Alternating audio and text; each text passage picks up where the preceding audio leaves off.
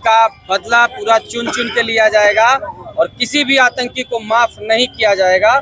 हमारे अमित शाह जी गृह मंत्री जी वहाँ है और प्रधानमंत्री जी भी सऊदी अरब से यात्रा कैंसिल करके अपना पहुँच चुके हैं भारत।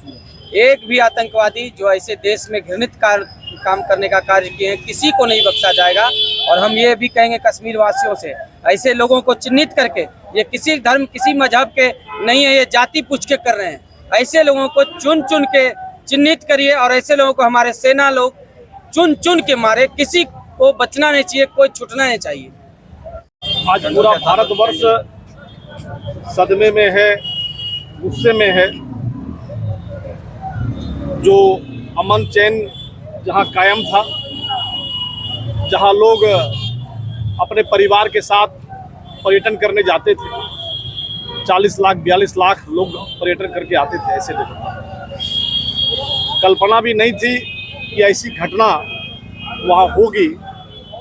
और वहाँ कल रक्त रंजित पहलगांव हुआ और आतंकियों ने जो कायराना हरकत की,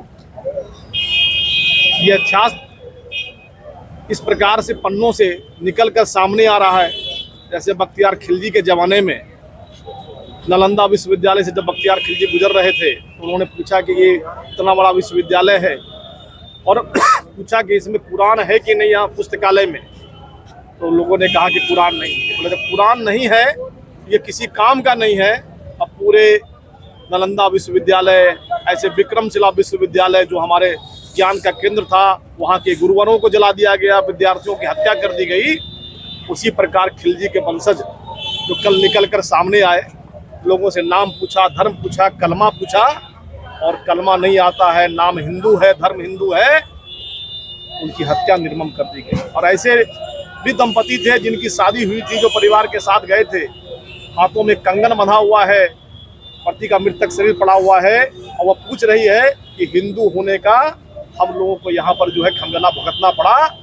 और यह जो हत्या हुई है, पूरा भारत रोष में है और देश के गृह मंत्री वहाँ पहुँच चुके हैं। प्रधानमंत्री जी अपना विदेश का दौरा रद्द करके चले आए हैं। और जिस प्रकार से हत्या हुई है, पूरा भारतवर्ष गुस्से में है और बदला चाहता है कि जिस प्रकार पुलवामा अटैक के बाद भारत ने सबक सिखाया था, उसी प्रकार हमारे 27 ऐसे लोगों की निर्मम हत्याएं हुई हैं।